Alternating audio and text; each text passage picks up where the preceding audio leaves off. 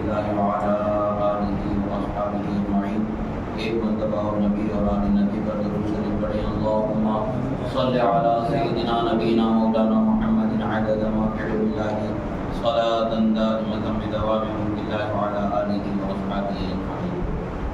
اللہ رب العزت کا بے پناہ شکر احسان کہ اللہ رب العزت نے ہمیں اس کے حبیب کریم صلی اللہ علیہ وسلم کا سچا چاہنے والا ایمان والا مسلمان بنا کر پیدا فرمایا اور اس کی اطاعت کرنے والا، اس کی عبادتوں سے شوق، رغبت، محبت رکھنے والا مسلمان بنا کر پیدا فرمایا۔ ہمیں قیامت تک کی زندگی مل جائے اور زمان مل جائے اور ہم اس کا شکر ادا کرتے رہیں تب بھی اس کا حق ادا نہیں ہوگا۔ یہ اللہ نے ہمیں ایسی نعمت، ایسی دولت عطا فرمائی ہے، کروڑ مرتبہ بھی ساری دنیا کو اگر تول کر کے اس کے مقابل لایا جائے تب بھی اس کی کوئی وقت نہیں ہوگی۔ ایمان وہ عظیم دولت ہے کہ جس کا کوئی تقابل نہیں کیا جا سکتا، جس کا کوئی توازن نہیں کیا جا سکتا، جس کا کوئی پیمانہ نہیں۔ آپ تول کر کے، ناپ کر کے، حساب لگا کر کے اس کا اندازہ نہیں لگا سکتے کہ کتنی بڑی نعمت ہے۔ اس لیے کہ ایمان ہی وہ سب سے بڑی نعمت ہے کہ جس کی وجہ سے اللہ راضی ہوگا اور اللہ جنت عطا فرمائے گا۔ اللہ کا شکر ہے کہ اللہ نے ہمیں ایمان والا بنایا، اس کی وحدانیت کا اقرار کرنے والا بنایا، اس کے رسولوں کا ماننے والا بنایا، اس کی نازل کردہ کتابوں پر ایمان لانے والا بنایا۔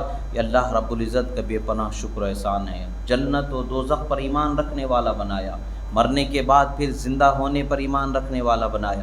یعنی اللہ نے ہمیں اپنے دین کی سمجھ اور دین کو ماننے والا، ایمان لانے والا بنایا۔ یہ اللہ کا سب سے بڑا احسان ہے۔ اس نعمت کو ہمیں سنبھالے رکھنا ہے اور اللہ کی بارگاہ میں شکر گزار ہو کر کے زندگی گزارنا ہے۔ ہم اور آپ جس مہینے میں گزر رہے ہیں، ساری دنیا اس مہینے کو رمضان المبارک کے نام سے جانتی پہچانتی ہے، ہمارے گھر کے بچے پہچانتے ہیں، اور ہم اپنی طاقت پر اس مہینے میں عبادت کرنے کی کوشش کرتے ہیں، اپنے وقت کو زیادہ سے زیادہ عبادت میں گزارنے کی کوشش کرتے ہیں۔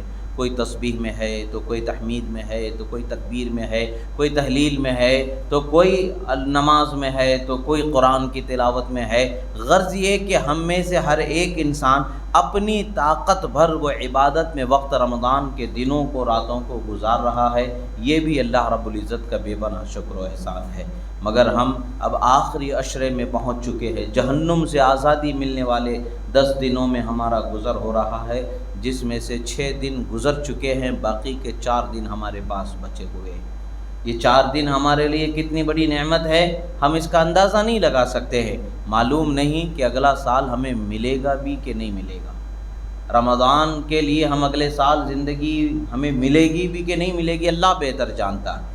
مگر یہ جو زندگی ہمیں ملی ہے، اس زندگی کو ہم نے جو 26 دن ہمارے گزارے ہیں، ان 26 دن پر ہمیں نظر کرنے کی ضرورت ہے کہ ہم نے کیسے گزارے ہیں۔ عبادت میں ہم نے کیا کوتاہیاں کی ہیں، ہم نے کیا کیا غلطیاں کی ہیں، ان چیزوں کو جب ہم دیکھیں گے، سمجھیں گے اور اپنی اصلاح کی فکر و کوشش کریں گے، یقیناً اللہ تبارک و تعالی رحم فرمائے گا، مہربانی فرمائے گا۔ اور آج شب قدر کی رات ہے، یعنی وہ بڑی رات ہے کہ جس کو اللہ تبارک و تعالی نے 1000 مہینوں سے افضل رات فرمایا۔ پورے کا پورا ایک سورہ مبارکہ اللہ تبارک و تعالی اس رات کی فضیلت میں قرآن میں اتار دیا۔ آپ سوچیں کہ رات کی کتنی بڑی فضیلت ہوگی کہ ایک مکمل سورت اللہ تبارک و تعالی نے ایک سورے کو اس رات کی فضیلت میں اتارا، اور اس رات کی عظمت و اہمیت کو اللہ تبارک و تعالی نے اپنے بندوں کے سامنے اجاگر فرمایا۔ یہ کیسی بڑی نعمت ہے۔ اللہ تبارک و تعالی نے فرمایا انا انزلناہ فی لیلۃ القدر وما ادراک ما لیلۃ القدر لیلۃ القدر خیر من الف شہر تنزل الملائکۃ والروح فیہا باذن ربہم من کل امر سلام ہی حتی مطلع الفجر۔ یہ کتنی بڑی نعمت ہے جو اللہ تبارک و تعالیٰ نے پورا شب قدر کا خاکہ کھینچ دیا، ایک سورت کو مکمل نازل فرما دیا اور بندوں کو بتا دیا کہ کتنی بڑی عظمت ہے۔ بات کیا ہے؟ اس رات کے متعلق سے اللہ کے رسول صلی اللہ تعالیٰ علیہ وسلم نے فرمایا، احادیث مبارکہ میں اس رات کا تعین ہمیں نہیں ملتا، متعین کیے ہوئے، جیسے جمعہ کا دن متعین ہے، جمعہ ہی کا دن ہوگا، جمعرات کے بعد آنے والا دن جمعہ ہی کا ہوگا، ہفتہ اتوار نہیں ہو سکتا۔ یہ جو متعین ہے اس طریقے سے شب قدر کو اللہ تبارک و تعالیٰ کے رسول نے مقرر متعین ظاہر نہیں فرمایا، پوشیدہ رکھا، اور وہ آخری 10 دنوں میں 10 راتوں میں اس کو تلاش کرنا چاہیے۔ زیادہ تر اقوال، زیادہ تر جو روایتیں ہمیں ملتی ہیں وہ روایتیں بزرگان دین، اولیاء صالحین کے اقوال کی روشنی میں، احادیث مبارکہ کی روشنی میں 27ویں رات کی زیادہ تاکید ہمیں ملتی ہے اور زیادہ وضاحت ہمیں ملتی ہے، زیادہ اشارے ملتے ہیں، تو ہم یہ سمجھتے ہیں کہ یہی رات اصل میں شب قدر کی رات ہے، ورنہ اللہ ہی بہتر جانے۔ مگر ہاں، اولیاء کاملین جن پر اللہ تبارک و تعالیٰ نے اس رات کے رازوں کو ظاہر فرمایا، اس رات کے نشانیوں کو ظاہر فرمایا، انہیں مکہ سے عظیم روشنی میں انہیں اپنی رحمتوں کے نہ جانے کیسے کیسے مناظر دکھایا، کیسے کیسے انہیں دنیا سے ان ساری چیزوں کو دیکھنے کا موقع نصیب فرمایا، خدا کی نشانیوں کو وہ اللہ ہی جانے اور اللہ کے محبوب بندے جانے۔ امام غزالی علیہ رحمت و رضوان فرماتے ہیں کہ اس رات میں عارفین ہر مومن کے قلب پر جس قدر ایمان و نور کا اس کے دل پر اثر ہوگا، اسی قدر اس پر انوار اور اللہ تبارک و تعالیٰ کی رحمتوں برکتوں کے اسرار کو، رازوں کو کھولا جائے گا۔ کوئی اللہ کا ولی ایسا بھی ہوگا کہ جنت کے مقامات کا مشاہدہ کر لے گا، کوئی اللہ کا ولی ایسا بھی ہوگا کہ لوح محفوظ پر اس کی نگاہیں تیرتی رہیں گی، کوئی ایسا ہوگا کہ اللہ کی اور دوسری نشانیوں کو دیکھے گا۔ اسی طریقے سے کسی پر دوسرے احوال منکشف ہو جائیں گے، کسی کے زندگی کے لیے ایک نمونہ زندگی عمل صالح کی توفیق متعین ہو جائے گی۔ بہرحال ہر بندے کے اعتبار سے اس پر اللہ تبارک و تعالیٰ کی رحمتیں، انوار و تجلیات کا نزول ہوتا ہے، اور اللہ تبارک و تعالیٰ کی نعمتوں سے وہ بندہ مالا مال ہوتا ہے۔ جن بندوں کی نگاہوں پر اللہ تبارک و تعالیٰ نے نور فراست سے اپنا انعام فرمایا، مہر ثبت فرما دی، جیسا کہ رسول اللہ نے فرمایا اتقوا فراست المؤمن فإنه ينظر بنور اللہ، مومن کی نظر فراست سے بچو کہ وہ اللہ کے نور سے دیکھتا ہے، اس نور سے دیکھے ہوئے روشنیوں کو جنہوں نے مشاہدہ فرمایا۔ اور ہم جیسے گنہگاروں کے لیے، خطا کاروں کے لیے ایک راہ عمل اور ایک روشن چراغ بتایا، متعین فرمایا۔ ایسے بزرگان دین کے اقوال کی روشنی میں احادیث مبارکہ کی تائید سے 27ویں شب قدر ہونا متعین ہوتا ہے۔ یہ بزرگان دین کے کشف اور انشراح سے یہ چیزیں متعین کی حد تک پہنچتی ہیں، ورنہ تو آخری 10 دنوں کی ہر رات ہمیں اہتمام کرنے کی ضرورت ہے، عبادت کی طرف توجہ کرنے کی ضرورت ہے۔ بالخصوص 27ویں شب کو چونکہ زیادہ تائید ملتی ہے، تاکید ملتی ہے، تو اس رات کو ساری دنیا میں عبادتوں پر توجہ کی جاتی ہے۔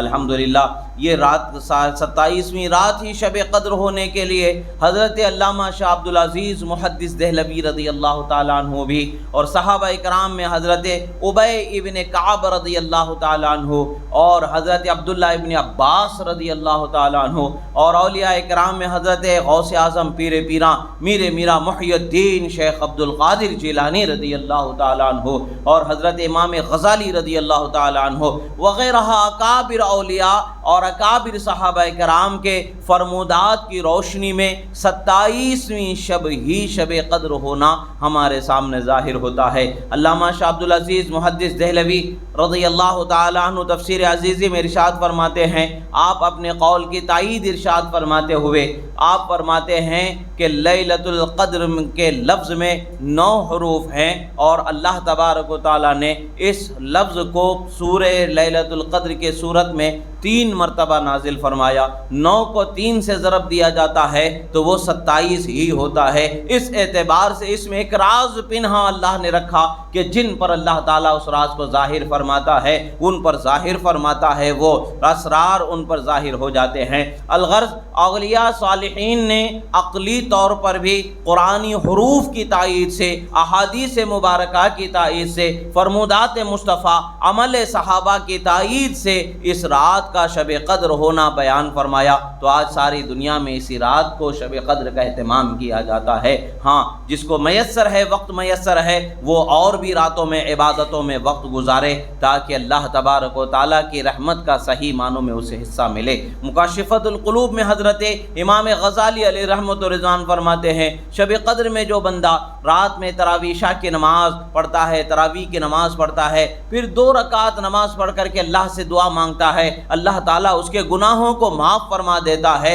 اور اسے جنت میں داخلہ ہونے کا اسے مژدہ عطا فرما دیا جاتا ہے، یعنی اسے جنت میں داخلہ فرما دیا جاتا ہے۔ اب شب قدر کی رات میں عبادتوں کا اہتمام کرنے سے متعلق سرکار مدینہ صلی اللہ تعالیٰ علیہ وسلم نے فرمایا کہ شب قدر میں خوب عبادتوں کا اہتمام کیا کرو۔ ام المومنین بی بی عائشہ صدیقہ رضی اللہ تعالیٰ عنہ سے بھی روایت ہے، اور حضرت خاتون جنت فاطمہ زہرا رضی اللہ تعالیٰ عنہ سے بھی روایت ملتی ہے۔ آپ صلی اللہ علیہ وسلم سے پوچھتی ہیں حضرت بی بی خاتون جنت کہ حضور، جس کو رات بھر عبادت میں گزارنے کا وقت نہیں ملتا ہے وہ بندہ کیسے کرے گا؟ کوئی پریشان ہوتا ہے، کوئی بیمار ہوتا ہے، کوئی تھکا ہوا ہوتا ہے، کوئی صبح سے شام تک محنت کیا ہوا انسان ہوتا ہے، رات بھر جاگنا کبھی اس پر دشوار ہو جاتا ہے، کسی پر نیند کا غلبہ آ جاتا ہے، وہ رات بھر جاگ نہیں سکتا ہے، تو اس کے لیے کیا کرنا ہے؟ رسول اللہ صلی اللہ تعالیٰ علیہ وسلم فرماتے ہیں تو کم سے کم تکیے کا سہارا تو لے کر کے بیٹھ کر کے کچھ لمحے وہ عبادت کر سکتا ہے۔ یعنی اس رات میں اللہ تبارک و تعالیٰ کمزور و ضعیف لوگ اگر تھوڑی دیر بھی عبادت کرتے ہیں تو انہیں بھی ثواب عطا فرماتا ہے۔ ہمت والے، طاقت والے، وہ رات بھر بھی عبادت کرتے ہیں، ان کو بھی ثواب عطا فرماتا ہے۔ یعنی اس رات کی عبادت کا ثواب اللہ تبارک و تعالیٰ اپنی رحمت خاصہ سے عطا فرماتا ہے۔ اب واقعی میں اصل میں اس رات کے، اس سورت کے نزول کا اور اس رات کا ہمیں عطا ہونے کا ایک راز کیا ہے، اس کی حقیقت کیا ہے؟ شان نزول میں مختلف روایتیں ملتی ہیں، ان میں ایک روایت جو ہے کہ رسول اللہ صلی اللہ تعالیٰ علیہ وسلم بنی اسرائیل کی قوم میں ایک شخص تھے، وہ 1000 مہینوں تک کے اپنے کاندھے پر ہتھیار رکھ کر کے وہ اللہ کی راہ میں جہاد کرتے رہے، اور ان کی وہ عبادت 1000 مہینوں تک کی انہیں وہ عبادت کرنے کا موقع ملا، تو اس پر افسوس کرنے لگے، آزردہ ہوئے۔ آپ کے دل میں خیال ہوا، آپ نے عرض کیا مالک، پہلے والے لوگوں کی عمریں بڑی بڑی تھیں، انہیں زیادہ عمر ملتی تھی، زیادہ وقت ملتا تھا زندگی کا عبادت گزاری میں گزارنے کے لیے، مگر میری امتوں کی عمر قلیل ہے، چھوٹی ہے، ان لوگوں کی بڑی عمریں تھیں، ان کی چھوٹی عمریں ہیں، کم عمر میں یہ کتنی عبادت کریں گے؟ اب 1000 مہینے کی گنتی کیا ہوتی ہے؟ 80 پر 3 سال 4 مہینے، یعنی 83 سال 4 مہینے ہوتے ہیں 1000 مہینے، 83 سال کی عمر پوری عبادت کرنے کا۔ ہم میں سے بہت سارے وہ لوگ ہیں جو 80 تک بھی نہیں پہنچتے، 80 تک بھی نہیں پہنچتے، 80 سال تک بھی نہیں پہنچتے ہیں۔ امت محمدیہ کی اوسط عمر، عام طور سے جو عمر ملتی ہے وہ 60 تک کے ملتی ہے، اس کے بعد وہ کبھی بھی چلے جا سکتے ہیں عام طور سے، اس سے پہلے بھی کچھ لوگ دنیا سے گزر جاتے ہیں، ان کے لیے موت کا کوئی وقت متعین نہیں ہے، مگر عمریں اس امت کی کم ہیں۔ اس امت سے پہلے والی جو امتیں ہیں ان کی عمروں کو اللہ تعالیٰ نے بڑی عمریں رکھا تھا، وہ بہت سالوں تک کے زندگی گزارا کرتے تھے۔ اس لحاظ سے حضرت نوح علیہ السلام سے روایت ملتی ہے، وہ 900 سال سے زیادہ ان کی عمر ملتی ہے، یعنی سینکڑوں برس عمریں ملا کرتی تھیں، تو ان کو عبادتوں کا زیادہ حصہ ملا کرتا تھا، اور میری امت کو کم عمر ہے تو عبادت کا کم وقت اسے مل رہا ہے۔ افسوس کرنے لگے، اللہ تبارک و تعالیٰ نے حضرت جبرائیل امین کو اس صورت مبارکہ کو عطا فرمایا اور کہا کہ جاؤ میرے حبیب کی بارگاہ میں صورت کو پیش کر دو، اور یہ مژدہ رسول اللہ کی امتی تک کے پہنچ جائے گا۔ وہ مژدہ کیا تھا کہ اے حبیب صلی اللہ تعالیٰ علیہ وسلم، انا انزلناہ فی لیلۃ القدر، ہم نے قرآن کو شب قدر کی رات ہی میں اتارا ہے۔ اور پھر فرماتے ہیں اور تم نے کیا جانا شب قدر کی قدر، یعنی قدر کتنی والی ہے، کیا اللہ کے بتائے بغیر کوئی جان سکتا ہے؟ اللہ تعالیٰ جب تک کہ اس راز سے پردہ نہ اٹھائے کون جان سکتا ہے؟ اس کی عظمت کیا ہے؟ یہ سوال فرمایا۔ پھر فرماتا ہے کہ اللہ تبارک و تعالیٰ لیلۃ القدر خیر من الف شہر، یہ وہ رات ہے جو 1000 مہینوں سے زیادہ عبادت کرنے کا ثواب دینے والی رات ہے، اس سے بہتر رات ہے۔ پھر اس رات کی ایک اور خصوصیت کیا ہے؟ اللہ تعالیٰ فرماتا ہے تنزل الملائکۃ والروح فیہا باذن ربہم، اور اس میں فرشتے جبرائیل امین کے ساتھ رب کے حکم کے ساتھ اترتے ہیں، اور ہر کام کے لیے وہ اترتے ہیں، اور سلامتی ہے صبح چمکنے تک، یعنی صبح طلوع ہونے تک کے سلامتی ہی سلامتی اس رات میں۔ فرشتے اترتے ہیں تو کیسے اترتے ہیں؟ 70,000 فرشتوں کا ایک جمع غفیر، ایک جماعت ہوتی ہے حضرت جبرائیل امین کے ساتھ، وہ ہرے رنگ کا جھنڈا لے کر کے اترتے، ہرے رنگ کا جھنڈا کعبۃ اللہ کی چھت پر نصب فرماتے ہیں، اب وہاں سے سارے فرشتوں کو روئے زمین پر پھیل جانے کا حکم دیتے ہیں۔ اب فرشتے ساری زمین پر پھیل جاتے ہیں اور انہیں حکم ہوتا ہے کہ ہر عبادت کرنے والا، خواہ وہ کھڑے ہو کر کے عبادت کر رہا ہو، خواہ وہ بیٹھ کر کے عبادت کر رہا ہو، خواہ وہ لیٹ کر کے عبادت میں ذکر میں پڑا ہوا ہے، وہ ہر عبادت کرنے والے کے پاس جا کر کے بیٹھو اور اس پر پھراؤ اپنا، اور پھر ان کی دعاؤں کو آمین کہہ کر کے سرفراز کرو۔ فرشتے اگر کسی کی دعا پر آمین کہہ دے تو وہ دعا ضرور قبول ہو جاتی ہے۔ اب فرشتے کا پر کسی بندے کو لگ جائے تو اسے جنت میں ضرور داخل کیا جائے گا، جہنم میں نہیں جلایا جائے گا اس کو۔ اور پھر حضرت جبرائیل امین علی نبینا علیہ الصلاۃ والتسلیم کی شان ایسی ہے کہ آپ کے جو 700 پر ہیں اس میں سے کبھی پورے پر آپ نہیں کھولیں گے، مگر شب قدر کی رات میں آپ کو حکم ہوگا آپ اپنے سارے پروں کو کھول دیں گے، تو حال یہ ہوگا کہ مشرق سے مغرب کے آگے آپ کے پر نکل جائیں گے۔ وہ شان ان کی ظاہر ہوگی آج کی رات میں، اس شان سے وہ حضرت جبرائیل آئیں گے، اور پھر عبادت کرنے والوں کے لیے مجدہ کیا مجدہ ہے، کیسی کیسی مجدے۔ اب ایک روایت یہ بھی ملتی ہے، تفصیل ملتی ہے، وہ کون شخص تھے، ان کی کیا خصوصیات تھیں۔ ان کا نام حضرت شمعون بتایا جاتا ہے، بنی اسرائیل قوم کے ایک اللہ کے ولی تھے۔ دیکھیں کہ اللہ کے ولیوں ہی کو اللہ تعالیٰ نے شان عطا فرمائی، اپنے محبوب بندوں ہی کو شان عطا فرمائی ہے۔ ہم تو ان کے صدقے میں زندگی جی لیتے ہیں، اللہ کے محبوب بندوں کے صدقے میں ہم زندگی جی لیتے ہیں، ورنہ تو ہماری کوئی اوقات نہیں کہ ہمارے لیے نعمتیں ہوں۔ نعمتیں ہمیں ملتی ہے اللہ کے ولیوں ہی کے صدقے میں ہمیں ملتی ہے۔ بنی اسرائیل کے ایک ولی تھے جن کا نام شمعون تھا، بعض روایتوں میں شمسون بھی ان کا نام ملتا ہے۔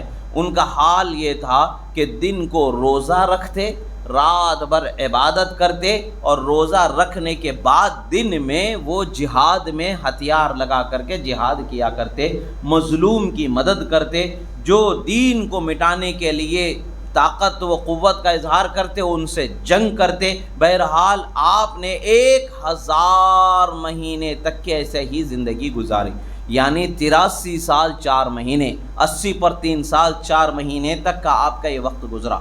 آپ کو اللہ تبارک و تعالیٰ نے شان و طاقت ایسی عطا فرمائی تھی، لوہے کی موٹی موٹی زنجیریں آپ کے ہاتھ میں ایسے ٹوٹ جاتی تھی جیسے عورت کے ہاتھ میں چوڑیاں جو اس پر چڑھائی ہوئی ہوتی ہیں سنگار کے لیے، کانچ کی جو پہنی ہوتی ہے، جس کو توڑنے کی کوشش کرے تو کیسے کھٹک سے ٹوٹ جاتی ہے، اسی طریقے سے لوہے کی موٹی موٹی زنجیروں کو آپ انگلیوں سے چٹخا کر کے توڑ دیا کرتے تھے۔ رسی توڑنا تو بہت بڑی بات ہے، بہت چھوٹی سی بات ہے رسی توڑ دیا جانا، آپ تو لوہے کی زنجیروں کو توڑ دیا کرتے تھے۔ ایسی طاقت اللہ تعالیٰ نے آپ کو عطا فرمایا۔ سوچے دن بھر روزہ رکھنے والا، رات کو عبادت کرنے والا، اور پھر دن بھر روزہ رکھ کر کے جہاد کرنے والا، وہ کتنا کمزور ہوگا۔ ایک دن 2 دن کی بات نہیں ہے، یہ 80 پر 3 سال 4 مہینے تک کا ان کا تسلسل رہا، تو ان کے بدن میں کمزوری کتنی ہو سکتی ہے۔ آپ دیکھیں گے کہ ہم سوچتے ہیں کہ ہم بھوکے پیاسے رہنے سے ہم کمزور ہو جاتے، حالانکہ ایسا نہیں۔ ہم اپنی مرضی سے بھوک پیاس کو اگر اختیار کر رہے ہیں تو کمزوری ہو سکتی ہے، مگر ہم اللہ کی رضا کے لیے، عبادت کے لیے اگر روزے کے لیے اختیار کر رہے ہیں تو یقیناً اللہ کی رحمت ہمارا ساتھ دینے والی ہے، اللہ کی رحمت کا حصہ ہمیں ضرور ملتا، وہ غیبی طاقت اللہ تعالیٰ دے دیتا۔ کتنے ایسے بندے ہیں جو روزہ رکھنے سے پہلے روزے کے نام سے ڈر جایا کرتے، مگر جب روزہ رکھا، روزہ گزر گیا تو ان کو حوصلہ و ہمت مل گئی، اور ان کے بدن میں کہاں سے طاقت آ گئی ان کو خود اندازہ نہیں ہوتا۔ اللہ کے فضل سے ٹھنڈے ٹھنڈے روزے ان کے گزر جاتے ہیں۔ بہرحال حضرت نے، آپ نے 83 سال 4 مہینے تک کے، لگ بھگ 84 سال تک کے آپ نے اللہ کی عبادت میں وقت گزارا۔ اب دشمنوں پر آپ کی ہیبت اور آپ کا دبدبہ ایسا تھا کہ کوئی آپ کو مارنے کی طاقت نہیں رکھتا تھا، کوئی آپ کو مٹانے کی طاقت نہیں رکھتا تھا، کوئی مقابلہ کرنے کی طاقت نہیں رکھتا تھا۔ اور آپ کو ایک بات یہ بھی بتا دوں، آدم علیہ السلام سے لے کر کے ہمارے آقا و مولا صلی اللہ تعالی علیہ وسلم تک کہ دنیا میں جو کوئی بھی اللہ کا ولی گزرا ہے، جو کوئی بھی اللہ کا ولی بنایا گیا ہے، اس کو بنایا جانا حضرت مولا علی کی روحانی مدد ہی سے ولی بنایا گیا۔ جب جن کی روحانی نظر، روحانی فیض سے جن کو ولایت ملی ہے، ان کی طاقت و قوت کا یہ حال ہے، تو پھر فاتح خیبر شیر خدا کی طاقت کا کیا حال ہوگا؟ حضرت شمعون کو جب دشمنوں نے دیکھا کہ بھئی ان کو ہم چاروں طرف سے گھیر نہیں سکتے، تو عورت بڑا فتنہ ہوتی ہے، انہوں نے سوچا کہ ان کی بیوی کو کیپچر کر کے، پیسے دولت کا لالچ دے کر کے، سونے کا لالچ دے کر کے ان کو اپنے ساتھ ملا لیا جائے، اور دھوکے کے ساتھ ان کے ساتھ ایسا سلوک کیا جائے کہ بیوی کو ملا کر کے رات میں جب یہ سو جائیں تو چارپائی پر ان کو باندھ دیا جائے اور ہمارے حوالے کر دیا جائے، صبح ہم ان کو مار دیں گے۔ بیوی لالچ میں سونے چاندی کے آگے، عورتوں کو سونا چاندی اتنا پسند ہوتا ہے کہ اگر ان کو کھانے کو بھی مل جاتا تو اس کو کھانا شروع کر دیں، فطرت ہوتی ہے اس چیز کی، ان کو خواہش ہوتی ہے، فطری طور پر لگاؤ ہوتا ہے، اس کے لیے وہ بہت جلدی سے جو ہے پھسل جاتی ہیں۔ تو عورت لالچ میں آ گئی اور بہت سارے سونے چاندی کے لالچ میں آ کر کے اس نے کیا کیا، حامی بھر لی کہ ہاں وہ جب رات میں سو جائیں گے تو میں انہیں باندھ کر کے تمہارے حوالے کر دوں گا۔ آئے رات میں آپ سوئے تھوڑی دیر کے لیے، عبادت کرنے کے بعد تھوڑی دیر لیٹا آپ نے، جیسے سوچے آپ دن بھر انسان روزہ رکھا ہے، جہاد کیا ہوا ہے، رات میں آخری وقت تک عبادت میں وقت گزارا ہے، جب آدمی لیٹتا ہے تو آنکھ کیسے لگے گی، تھکن کیسی اس کے بدن پر ہوگی، تھکن سے آپ سو گئے، آپ کو رسی سے باندھ دیا گیا، صبح آپ اٹھے تو جیسے دھاگے ٹوٹ جاتے ہیں ایسے رسی ٹوٹ کر کے الگ ہو گئی۔ آپ نے پوچھا کس نے باندھا، کیوں باندھا؟ بیوی نے کہا کوئی آئے گا تو ہے نہیں گھر میں، بیوی ہے، آپ نے پہچان لیا بیوی نہیں باندھا۔ بیوی نے دیکھا کہ بھئی اس کا داؤ بیکار ہو گیا ہے، کام نہیں آیا۔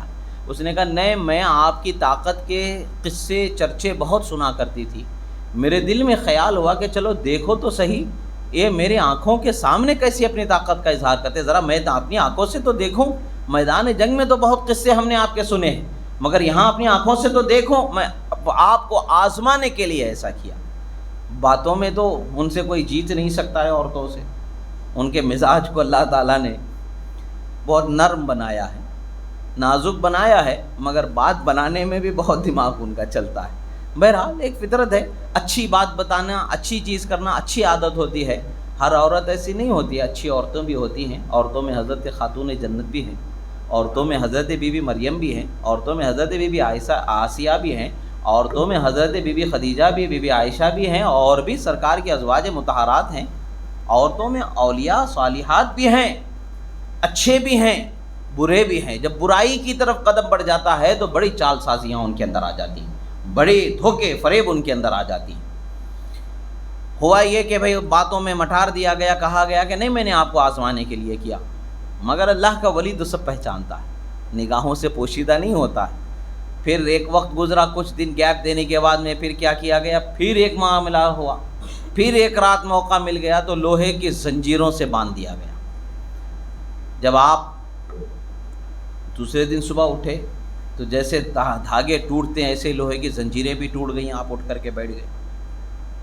پھر کہا کیوں باندھا گیا؟ کہا کہ رسی کو تو ٹوٹتے میں نے دیکھ لیا، اب یہ لوہا کیسا ٹوٹتا ہے اس کو بھی دیکھنے کے لیے میں نے آپ کو باندھا۔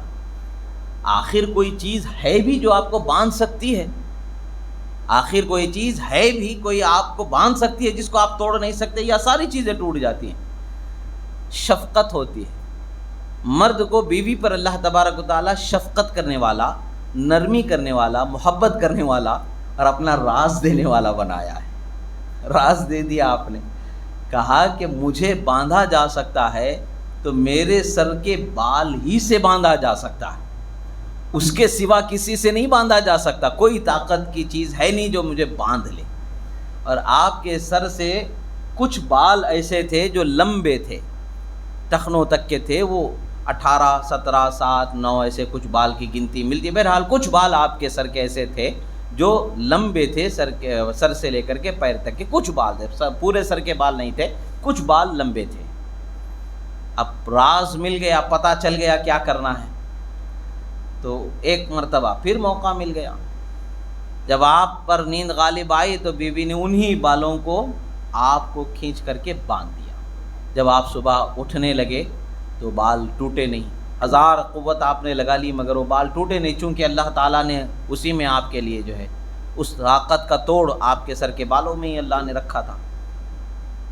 جب وہ ہر اعتبار سے جکڑے گئے، اب ٹوٹ نہیں رہا ہے، اب بیوی کو خیال آیا کہ اب مجھے بات بنانے کی ضرورت نہیں، اب میرا راز کھل بھی جائے تو کوئی مسئلہ نہیں۔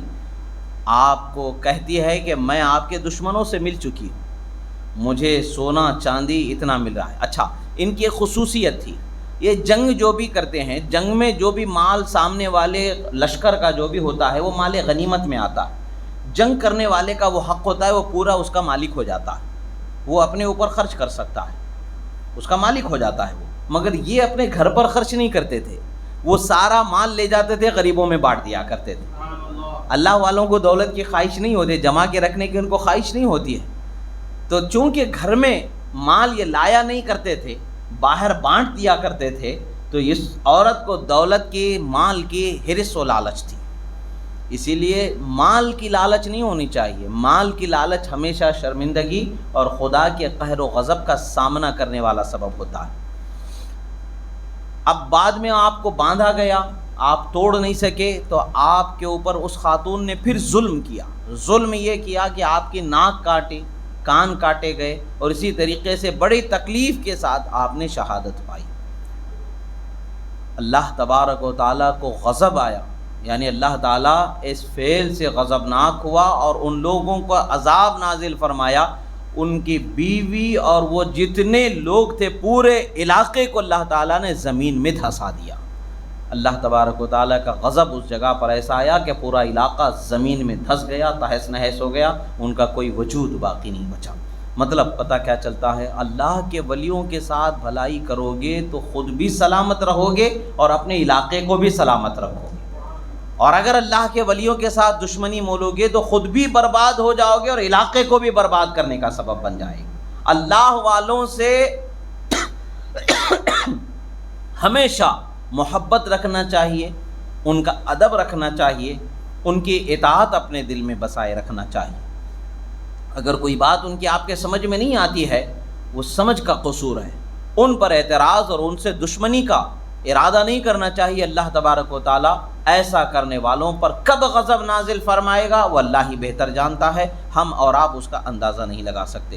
جب ان کے صبر کی، ان کے عبادت کی، ان کی شان و عظمت کی یہ ساری خوبیوں کو امت محمدیہ کے سامنے رسول اعظم صلی اللہ تعالیٰ علیہ وسلم نے بیان فرمایا تو صحابہ افسوس کرنے لگے، یا رسول اللہ، ان کو لمبی لمبی عمریں ملیں تو وہ ہزار ہزار مہینے تک آسانی سے عبادت کر لیا کرتے تھے، اور ہمیں اتنی لمبی عمر ہے نہیں کہ ہم آسانی سے عبادت کر سکیں۔ سرکار صلی اللہ علیہ وسلم نے بھی افسردگی کا اظہار کیا تو اللہ تبارک و تعالیٰ نے سورہ قدر کو نازل فرمایا اور بتا دیا کہ رمضان المبارک کی ایک رات ایسی ہے جس میں اگر آپ عبادت کرو گے تو وہ 1000 مہینے کی جو عبادت گزری ہے اس سے بھی بہتر ثواب اللہ تعالیٰ عطا فرمائے۔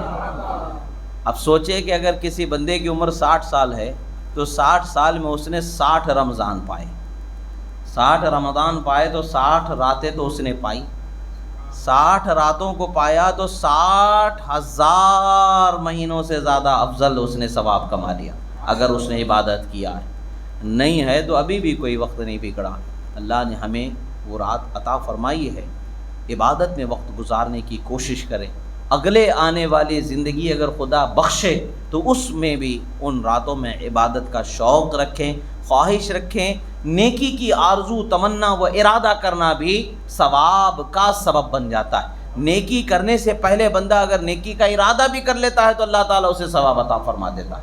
ہم نیت کرنے میں ہمارا کیا نقصان ہے؟ زندگی دینا تو خدا کا کام ہے، خدا زندگی دے تو ضرور کریں گے، طاقت و حوصلہ و ہمت دے تو ضرور کریں گے۔ یہ ارادہ کرنے پر بھی ہمیں ثواب مل رہا ہے تو اس ثواب سے ہمیں محروم کیوں رہنا چاہیے، بلکہ ہمیں آج بھی عبادت کا ارادہ کرنا چاہیے۔ آنے والی زندگی جتنے بھی سال اللہ دے گا ان تمام زندگیوں میں اللہ کی عبادت کرنے کا، بالخصوص ان راتوں میں عبادت کرنے کا ارادہ کرنا چاہیے، نیت کرنی چاہیے، تاکہ اللہ تبارک و تعالی ہمیں صحیح معنوں میں برکتوں سے مالا مال فرمائے۔ شب قدر میں ہر ایک انسان کو بخش دیا جائے گا سوائے چند لوگوں کے، ہر انسان بخشا جائے گا، چند وہ لوگ ہیں جنہیں بخشا نہیں جائے گا۔ ایک وہ شخص جو ہمیشہ شراب پیتا ہے، جب تک کہ وہ توبہ کر کے شراب کو چھوڑ نہیں دیتا اس وقت تک کہ اسے نہیں بخشا جائے گا۔ ماں باپ کو ستانے والا، ماں باپ کو تکلیف دینے والا، اسے نہیں بخشا جائے گا۔ اور مسلمانوں کے درمیان لڑائی لگانے والا، جھوٹی تہمتیں اٹھا کر کے فساد پھیلانے والا، ایسے شخص کو نہیں بخشا جائے گا۔ اور دل میں بغض، حسد، ایک مومن کا بغض اور حسد بے وجہ کے پیدا کر لینا، ویسے حسد تو پیدا ہی ہوتا بے وجہ کے، حسد پیدا ہو جانا، بغض پیدا ہو جانا، یہ بھی سبب بنتا ہے بخشش نہ ہونے کا۔ ہمیں اپنا خیال کرنا چاہیے، ہمارے دل کو دیکھنا چاہیے کہ ہمارے دل میں یہ بیماریاں تو نہیں ہیں، ہمارے اخلاق میں ہمیں دیکھنا چاہیے ہم میں یہ بیماریاں تو نہیں ہیں، یہ بری عادتیں تو نہیں ہیں۔ اگر نہیں ہیں تو اللہ کا شکر بجا لانا چاہیے کہ اللہ تعالی ہمیں بخش دے گا، اگر ہیں تو توبہ کرنا چاہیے، اللہ کی بارگاہ میں سچی توبہ کرنا چاہیے تاکہ اللہ تبارک و تعالی اپنی رحمت سے ہمیں مالا مال فرمائے۔ عزیزان محترم، یہ نعمت کی رات ہے، یہ رحمت کی رات ہے، یہ عظمت کی رات ہے، یہ عظمت کے لمحے ہیں۔ جس کو جس قدر لمحے ملے، جس کو جس قدر موقع ملے، جس قدر وہ عبادت کر سکتا ہے عبادت میں وقت گزارے، توبہ و استغفار سے وقت گزارے۔ بالخصوص حضرت ام المؤمنین بی بی عائشہ صدیقہ رضی اللہ تعالی عنہا سے روایت ہے کہ آپ فرماتی ہیں کہ میں نے رسول اللہ سے پوچھا، یا رسول اللہ صلی اللہ علیہ وآلہ وصحبہ وسلم، اگر میں شب قدر کی رات کو پالوں تو میں اس رات میں کون سا ایسا ذکر کروں کہ جس سے اللہ تعالیٰ کی رحمت سے خوب خوب قریب ہو جاؤں، یعنی ذکر کون سا کرنا چاہیے؟ اللہ کے رسول نے انہیں دعا سکھائی، اللہم انک عفو تحب العفو فاعف عنی، یعنی اے اللہ تو درگزر کرنے والا ہے، معاف کرنے والا ہے، اور معاف کرنے والے کو پسند کرتا ہے، معاف کرنے کو پسند کرتا ہے۔ اے پروردگار، مجھ سے جو خطائیں سرزد ہو گئی ہیں درگزر فرما، مجھے معاف فرما، اپنی رحمت کا سہارا عطا فرما۔ یہ دعا آج کی رات میں بالخصوص ہونی چاہیے، یعنی اپنے گناہوں کی معافی اور اللہ کی رحمت کے طلبگار بن کر کے مانگنا چاہیے۔ اور روایت میں آتا ہے کہ صبح تک فرشتے ندا کرتے رہتے ہیں، ہے کوئی اللہ سے معافی مانگنے والا، اللہ اسے بخش دے، ہے کوئی اللہ سے جنت طلب کرنے والا، اللہ اسے جنت عطا فرما دے، ہے کوئی مانگنے والا جہنم سے آزادی، اللہ اسے جہنم کی آزادی عطا فرما دے۔ آج تو ندا ہو رہی ہے، انسان اور جن کے علاوہ ساری مخلوق کی آواز کو سنتی ہے۔ اس رات کی بڑی عظمت ہے، اس رات کی ایک پہچان بزرگوں نے فرمائی۔ آسمان سے ستارے ٹوٹ کر کے گرتے ہیں، اکثر رات میں دیکھا جاتا ہے تو آسمان سے ستارے ٹوٹ کر کے گرتے ہیں، مگر شب قدر کی رات میں آسمان سے ستارہ ٹوٹ کر کے نہیں گرے گا، اس کی نشانی ہے یہ۔ اللہ کے رسول صلی اللہ تعالیٰ علیہ وسلم کے فرمودات اور بزرگان دین کے انشراح اور کشف کی روشنی میں شب قدر کی رات کو 27ویں رات جانا جاتا ہے۔ اس رات میں زیادہ اہتمام کیا جاتا ہے، ہمیں اس رات میں بھی اہتمام کرنا چاہیے، اور اس کے علاوہ بھی آخری عشرے کی ہر رات میں عبادت اور ریاضت کا اہتمام کرنا چاہیے تاکہ اللہ تعالیٰ کی رحمت سے ہمیں خوب خوب رحمتیں برکتیں ملیں۔ اللہ رب العزت کی بارگاہ میں دعا ہے، جو کہا گیا سنا گیا، اس کہنے میں سننے میں جو غلطی ہوئی اللہ تعالیٰ اسے معاف فرمائے اور ہمیں اس کی رحمت سے مالا مال فرمائے، ہمارے گناہوں کو معاف فرمائے، ہماری خطاؤں کو معاف فرمائے، ہماری نمازوں کو قبول فرمائے، روزوں کو قبول فرمائے، نمازوں میں روزوں میں جو ہم سے کوتاہیاں ہو گئیں، لغزشیں ہو گئیں، پروردگار اسے معاف فرمائے اور ہماری عبادتوں کو قبول فرمائے۔ مولا ہم میں جو بیمار ہیں، پریشان حال ہیں، چاہے وہ بیماری جسمانی ہو، روحانی ہو، شیطانی ہو، ہر اعتبار کی بیماری سے مولا ہمیں شفا و راحت عطا فرما۔ ہمارے گھر والوں میں، ہمارے رشتہ دار میں، ہمارے بہنوں میں، بیٹیوں میں، بچوں میں جو کوئی بھی ان پریشانیوں سے جوجھ رہا ہے مولا انہیں راحت و سکون عطا فرما، شفا و تندرستی و صحت و تندرستی عطا فرما۔ جو بے اولاد ہیں مولا انہیں صاحب اولاد فرما، جن کے اولاد ہیں انہیں نیک بااخلاق باکردار فرما۔ مولا ہمیں ایمان پر سلامتی عطا فرما، ایمان پر استقامت عطا فرما، ایمان پر خاتمہ عطا فرما۔ مولا ہمیں جہنم سے آزادی عطا فرما، جنت کا حقدار فرما، ہمیں جنت میں داخل ہونا نصیب فرما۔ مولا ہم میں جو لوگ خدا نخواستہ گناہوں میں ملوث ہے مولا، اگر شراب، جوا، زنا، چوری وغیرہ ایسے گھناؤنے جرموں میں ملوث ہے مولا، انہیں توبہ کی سچی توفیق عطا فرما مولا، ہمارے گناہوں سے ہمیں نجات عطا فرما، ہماری توبہ کو قبول فرما مولا، ہماری ہر دعا کو تو اپنی بارگاہ میں شرف قبول عطا فرما مولا، عالم اسلام میں جہاں کہیں بھی مسلمانوں پر ظلم ہو رہا ہے مولا، ظالموں کو نیست و نابود فرما، مظلوم مسلمانوں کی مدد فرما، بیواؤں، یتیموں کو، بے سہاروں کو مولا اسباب و سہارے، مددگار، نگہبان، کفو مہیا فرما۔ اقول قولی ھذا استغفر اللہ لی ولکم ولسائر المؤمنین وما علینا الا البلاغ المبین برحمتک یا ارحم الراحمین۔ پہلے عشاء کی نماز 4 رکعت پڑھا